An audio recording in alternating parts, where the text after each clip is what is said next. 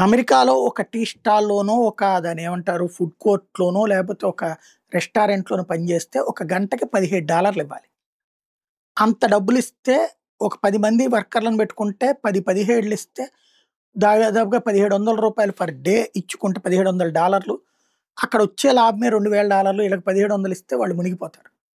మిగతా ఖర్చులు కాళ్ళు తినడానికి కూడా రావు.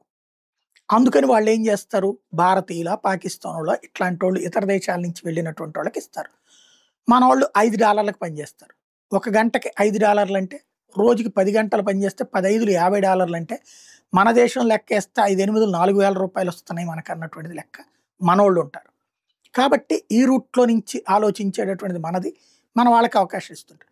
దీంతో అమెరికన్స్‌కి ఉపాధి అవకాశాలు లభించటం లేదంటూ ఇప్పుడు ఏదైతే స్టూడెంట్స్‌గా ఉన్నోళ్ళు వేరే పని జేయగూడదు. లేదా డిపెండెంట్స్‌గా ఉన్నటువంటోళ్ళు భర్త మీద డిపెండెంట్‌గా వచ్చినోళ్ళు వేరే పని జేయగూడదు. భార్య మీద డిపెండెంట్‌గా వచ్చినోళ్ళు వేరే పని జేయగూడదు అన్నటువంటి రూల్స్ తీసుకొచ్చాడు ట్రంప్. దాంతో ఇప్పుడు వీళ్ళు కొత్తగా ఏం జేస్తున్నారు న్యూయార్క్ ఇట్లాంటి చోట్లన వర్చువల్ క్యాషియర్‌లు. అంటే ఇప్పుడు మనం హోటల్‌కెళ్ళాం, తింటున్నాం.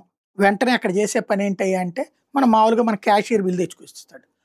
ఇప్పుడు వర్చువల్ అంటే అక్కడ గాదు క్యాషియరు ఫిలిప్పైన్స్‌లోనో లేదా వేరే దేశంలోనో ఉంటారనమాట. వాళ్ళు అక్కడి నుంచి ఒక గంటకి $3 అట ఆళ్ళకిచ్చేది. ఆళ్ళు ఆ దేశం నుంచి ఆన్‌లైన్‌లో జూస్తుంటారు. మనం వెళ్లి తిన్నాక మన సర్వర్ వచ్చి బుక్ చేసుకుంటాడు గదా! ఆ లెక్కలు ఆళ్ళకిస్తే ఆళ్ళు బిల్లేస్తారు. ఈళ్ళిక్కడ డబ్బులు తీసుకుంటారు. సింపుల్ ఇది. కొత్త విధానం. అంటే ట్రంప్ ఒకటనుకుంటే ఇంకోటి నడుస్తుంది. $5కి అనుకునేది $3.5కే దొరుకుతున్నారు. ఇది ప్రస్తుతం అమెరికాలో కొత్త విధానం.